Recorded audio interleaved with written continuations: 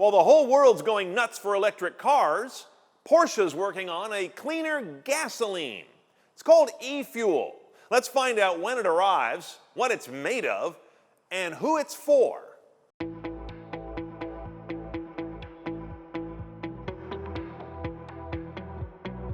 Now, on its face, a car that burns any kind of fuel, E or otherwise, would seem to be dirtier than any car that doesn't burn anything, like an electric car. But Porsche's talking about full life cycle analysis here, not just tailpipe versus no tailpipe. Electricity's not free environmentally. It typically comes with some generation pollution and transmission inefficiencies, all of which add up to an environmental load. And if they can make, they say, a combustion fuel as clean as the life cycle of electricity, they believe they're onto something. And I believe they are. Creating synthetic gasoline from methane and hydrogen isn't a new concept. It's called the Fischer-Tropsch process.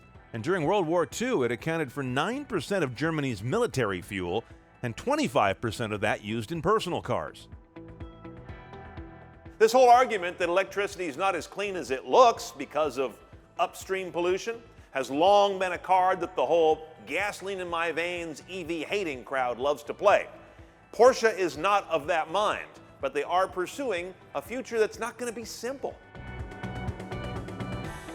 Now, e-fuel, among other components, uses an electrolysis process to crack water into hydrogen and oxygen, not unlike the way you make hydrogen for hydrogen fuel cell cars.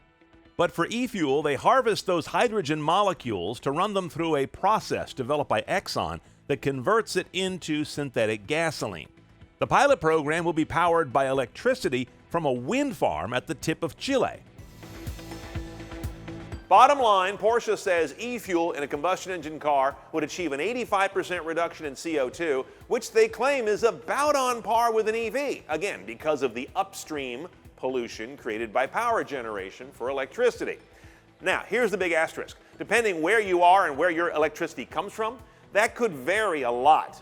In some areas, it's largely green and renewables that are powering the grid, at least a lot of the time. In other areas, it's mostly coal and natural gas being burned. So unlike gasoline, the cleanliness of electricity is a largely regional market where all gasoline is produced about the same way. All right, so when does this stuff arrive? A tiny amount in 2022. Porsche says they'll do a pilot run of 34,000 gallons, I think it is, in 22 for testing purposes only, obviously. Then, they say if that goes well, by 2026, 5 years from now, they could make 145 million gallons of it in that year. That's about 0.1% of the amount of gasoline we burned in the US only in 2020. And they said EVs were niche. Now, Porsche will be the first to tell you, e-fuel ranks below electrification on their agenda. This is not the next big thing. It's an interesting sort of stopgap and special interest strategy, as I understand it. They're very grown up and realize that we are generations away from seeing all the combustion engine cars dwindle to almost nothing on the roads. Forget about sales of EVs. You got to look at the fleet, and that's a much tougher nut to crack. So this is going to be for the long interim, when tons of combustion engine cars continue to roam the earth, no matter how strongly electric cars are selling. And this is great news for those of you like me who own vintage or collector cars and don't want them to ever leave the road. I would welcome something like e-fuel. It sounds like one of those smart, rational, long bridge technologies that we often need on the way to a radically different future. I'd buy some, as long as it doesn't ruin the fuel system in my '67.